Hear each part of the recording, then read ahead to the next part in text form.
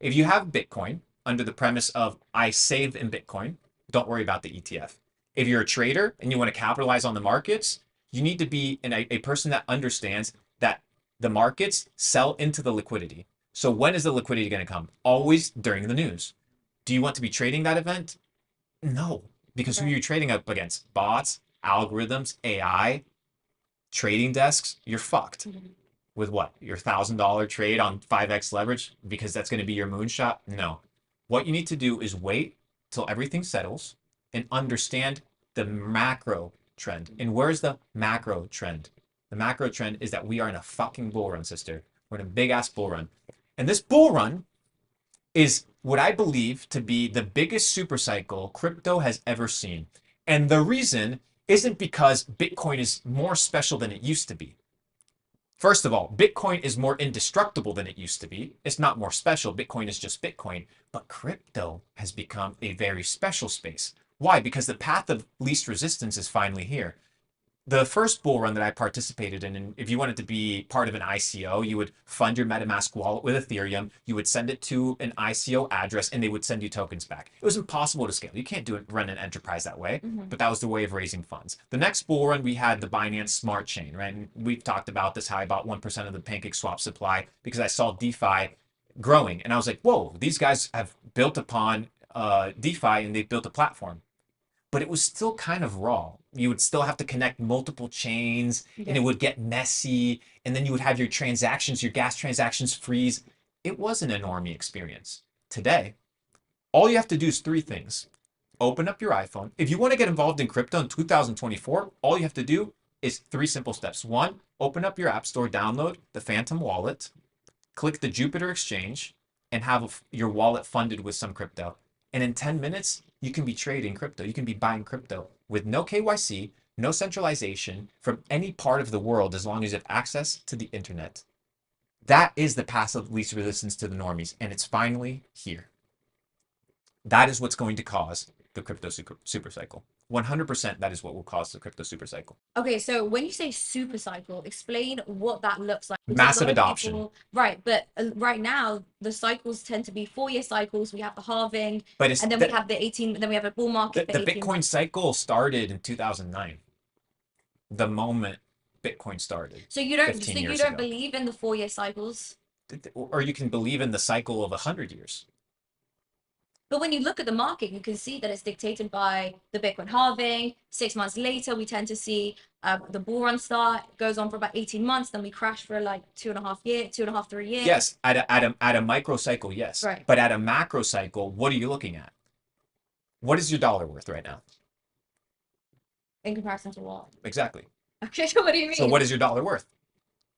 What are you comparing it to? You have I'm nothing. comparing it You have again. nothing to compare it to. Right. That's where the theft is. The fact that you have nothing Of to course, $1 compare, is always $1. Yeah, yeah. but what is $1 worth? Less and less every day. Why? Inflation, they're printing more. Why are they printing more money? Debt No, no, no, to no, no, fund. no. No, think. Why are they printing more money? The answer is more simple than you think. I don't understand To what you mean. fuck you. Oh, right. Okay, I got it. Okay. I'm like, what do you mean? That's it. Right. So that Because destruction by design. fiat by nature was created to steal. Right. So fiat by inception, when you sit down in a think tank, you can sit down and be like, how can I help humanity? Bitcoin. How can I introduce sovereignty and complete authenticity and transparency of the ledger? Bitcoin. Counterpart. How can I fuck everybody? Centralized, closed, manipulated system with tailored books. That's what everybody lives in today.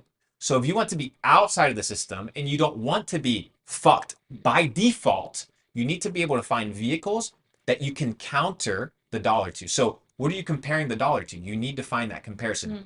What have I compared it to? A few things that are of high value today. The attention currency. So I exchange my dollars for attention. I will have any day of the week money spent on distribution or content creation over holding dollars. Why? Because influence matters more than dollars. I'll hold Bitcoin over holding dollars. I'll hold luxury watches over holding dollars. Why? It's not that I can't utilize dollars, it's that they're worth nothing. So why would I have that? Because the moment you own dollars, it's you are placing a bet on them.